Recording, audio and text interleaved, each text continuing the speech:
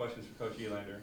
So win like this kind of do for what you guys go back in SEC play the way you want tonight?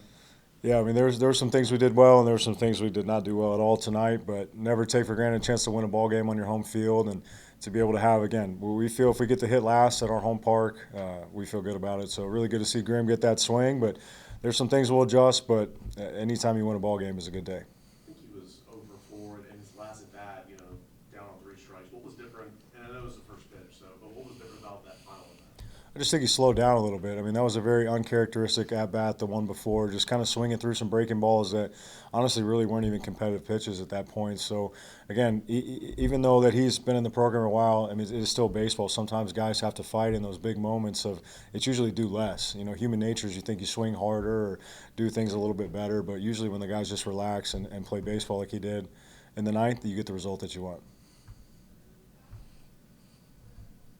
What did it say about the team's response to battle back from what happened in the top of the ninth, especially what did you see in Levi's at bat, laying off that 3-2 breaking ball away? It was a great at bat. I mean, that was good stuff. The guy was up to 93 right there and mixed and matched, and I think he threw him like 3. After the 3-1 fastball, he fouled off. I think he threw him 3 or 4 in a row, and just fighting to stay to it, trying to stay in the middle of the field. And early in the game, I thought that was the issue with our club is we were just around everything. They're shooting balls at me all night long, foul by third base on slower breaking balls. But again, him taking that walk, I think it lets everybody exhale a little bit in our dugout, but also puts a lot more pressure on their side. And it was really cool to see Grimm land on one there late. How unique is it for you right now to right at your lineup when you've got 3 catchers kind of forcing the issue? Yeah, at 3 or 4, it's kind of funny because G-Wright can do it too at a high level. I think he's getting closer and closer, and but those guys are good kids and good ball players, and that's what we want. And tonight was cool to be able to get everybody in there, get Jay back in the mix, and then Nui back in there. So, again, my challenge to those guys is whatever the 9 is, we'll figure it out as we go. But we don't have the luxury right now where it's, hey, these are our 9 every day. And my challenge for them is that's what we want as a coaching staff. So, again, we need to be able to get there eventually. But to be able to mix and match, I mean, what he continues to bring off the bench and hammer baseballs and just have a good attitude, and I think that'll be a difference maker for us. What do you like about your bullpen tonight, battling through adversity? They were great. I mean, Ren's done a great job with those guys, and Nick Abraham. Well, if you go back to Frederick, I thought he was great. He comes in a fire again and puts it out, and he continues to get a little bit more confidence, and hopefully that does and gives him more confidence going into SEC play, which will be his 3rd go-around this coming weekend. But Abraham was really good too, changing speeds. I thought Rudy was good too. Obviously gives a couple doubles there late, but competing in the strike zone and not walking guys, not giving up free passes, and then credit to our defense being able to defend that safety right there. I thought that was really the turning point in the game right there. But, they continue to throw strikes, but we got to be better offensively for sure.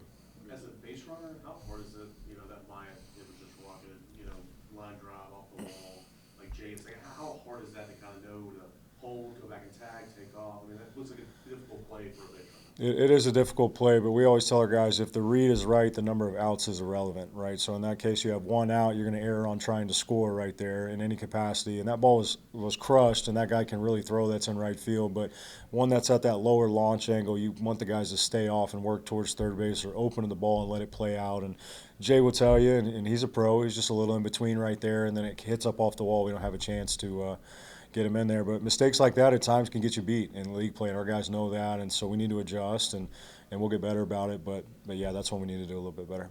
What did you see from Taylor in the first inning there? Just it wasn't crisp for whatever reason. I thought even just like the body language and how he was moving around on the mound, he just didn't seem comfortable for whatever the reason was today. So we'll meet with him tomorrow. I got a ton of confidence in him. He's been really good for us for 3 or 4 straight weeks, and he's got really good stuff. I thought the velo he's up to 92, 93 again today, and I know we had a little bit better weather, but you can't walk the first 2 guys of the game, and everybody knows that, and he knows that. So, we'll make those adjustments, but still got a ton of confidence in him moving forward. I think this might have been the 2nd time that Brady came in a first inning in kind of a mop-up role like that this year. How valuable is that to have a guy like him throwing those leverage innings early, and how will that stack up in SEC play?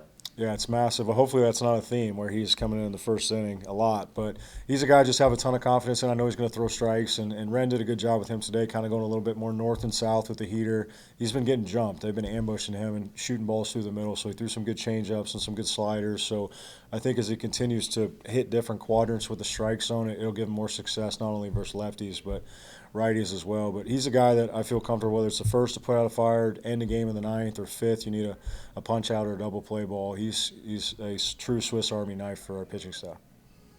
Where's Chris Newstrom been at since y'all came back from Texas?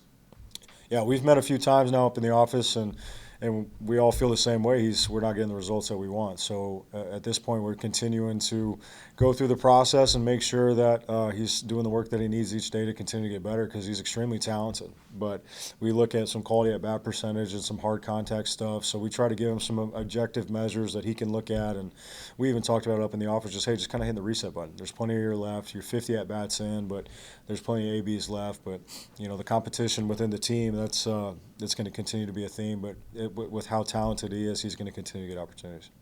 Two more guys. Do you have an update on Henry? Yeah, Henry just, we always, for guys, especially with the talent of Henry, we'd all love to have him in the lineup every day. But, that guy's going to play baseball for a long time. And so a little bit under the weather. We just wanted to play it safe just like we did last week. And we were texting before the game, and he seemed to be in good spirits and all that. So just, again, keeping the kid's best interest in mind long term. And so I'll get with him tonight. I'll call him as soon as we leave here, check in, see how he's doing, and then get with Woody and those guys. But don't really see any big concerns long term with that. What stands out about this weekend when you think of Tennessee Vanderbilt? Just competition, right? A lot of good memories. I mean, going back, but the last few they've got us last year, so we'll have a little history lesson with our guys tomorrow. And again, it's another Southeastern Conference series on the road. You got to go in and compete. That's the key. But I have some great memories of watching Evan Russell hit 3 home runs and guys kind of turning the page. And so I know our guys will be excited for what's coming up this weekend in Nashville. Anything else? All right, thanks everybody. We'll have Blake Griffin